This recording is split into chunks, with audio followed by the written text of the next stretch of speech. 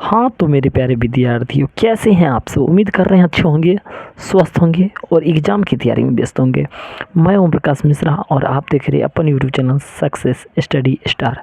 तो मेरे प्यारे विद्यार्थियों, आज मैं आप सबको पढ़ाने वाला हूँ क्लास 10th का हिंदी का देखेंगे प्रश्न और उत्तर।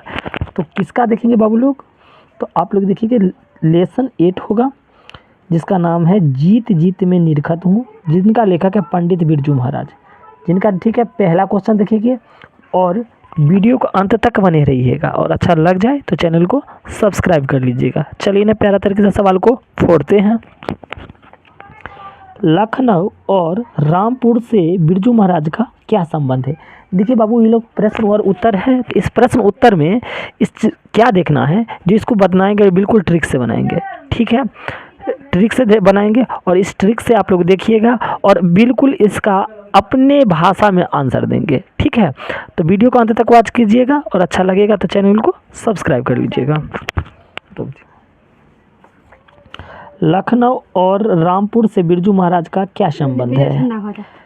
तो बिरजू महाराज का जन्म लखनऊ के अस्पताल में हुआ था और रामपुर में बिरजू महाराज के बाबूजी 22 साल तक नौकरी की, जिनमें बिरजू महाराज का अपने जीवन का 5-6 साल इसी शहर में बीता। ठीक है, क्या संबंध था? तो जन्मजात संबंध था। आपने बिल्कुल देखा, इसका स्क्रीनशॉट भी ले सकते हैं। अगला क्वेश्चन है दूसरा नंबर। रामपुर के नवाब की नौकरी छूटने पर हनुमान जी को प्रसाद क्यों चढ़ाया? तो आंसर है, रामपुर की नवाब की नौकरी छूटने पर हनुमान जी को प्रसाद चढ़ाया क्योंकि नवाब की यहाँ वंशानुगत नौकरी करनी होती थी, अतः नौकरी छूटने का काम ना करते थे। अब देखिए यहाँ ये रामपुर के नवाब के नौकरी छूटने पर हनुमान जी को प्रसाद क्यों चढ़ाया? तो इसका मुख्य कारण ये बाबू थे, तो मान लीजिए जो कोई पिताजी है, अगर वो मर जाएंगे और उनका बेटा है तो उनके स्थान पर उनको काम करना होगा, फिर वो भी जब मर जाएंगे तो उनके बेटा काम करेगा। तो इसी के कारण वो चाहते थे हनुमान जी को क्या माने थे? प्रसाद माने थे, जो छूट जाएगा नौकरी तो प्रसाद चढ़ाएंगे। ठीक है, तो आप लोग उम्मीद कर रहे हैं अपनी भाषा में बिल्कुल समझ में आ गया होगा। क्वेश्चन नंबर 3 पर आ जाइए।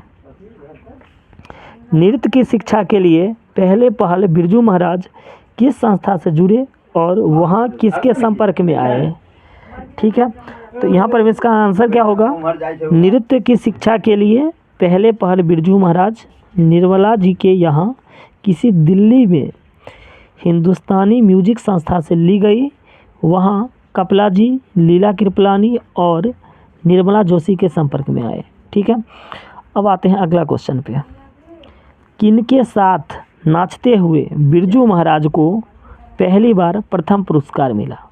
तो देखिए, पहला पुरस्कार उन्हें शंभू महाराज अर्थात चाचा जी, शंभू महाराज उनका कौन थे? तो चाचा जी थे, और बाबूजी के साथ नाचते हुए कलकत्ता में मिला था। तो उन्हें यहाँ से भी आप ऑब्जेक्टिव याद कर सकते हैं, उन्हें कहाँ अवार्ड मिला था?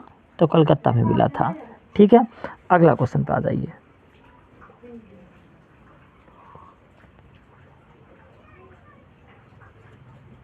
रुक जाइए। अगला क्वेश्चन कौन है? बिरजू महाराज के गुरु कौन थे और उनका संक्षिप्त विवरण दीजिए। देखिए ऑब्जेक्टिव में भी आ जाएगा। तो बिरजू महाराज के गुरु उनका स्वयं उनके पिताजी थे। वे उन्हें गंडा भी बांधे और गुरु दक्षिणा के रूप में 500 रुपये दिए, जो एक रस्सी के तहत पुरस्कार के रूप में जीती हुई राशि थी। अब यहाँ से देखिए ऑब्जेक्टिव क्वेश्चन क्या बनेगा? बिरजू महाराज के गुरु कौन थे? तो बिरजू महाराज के गुरु उनके स्वयं पिता थे। ठीक है, तो उनको सर्वप्रथम गंडा किसने बांधा? तो उनके पिताजी ने बांधे थे। कितना रुपया दिया गया था उनका प्रथम?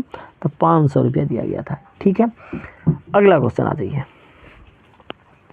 बिरजू महाराज ने नृत्य की शिक्षा किसे और कब देना शुरू किए?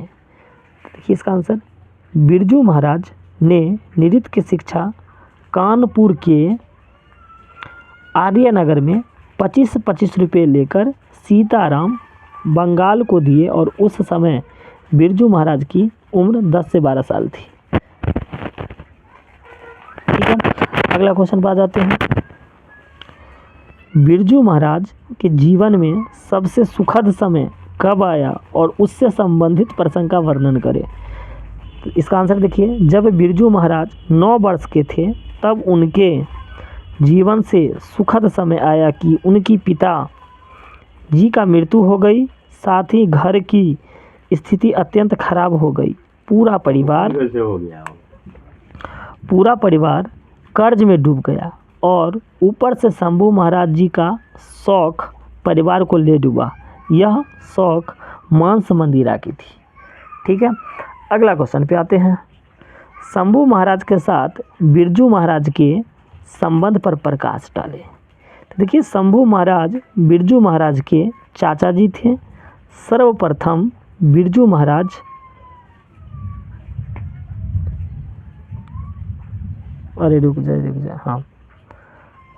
सर्वप्रथम बिरजू महाराज के जीवन में तबाही फर्नीचर 14वीं शताब्दी की है।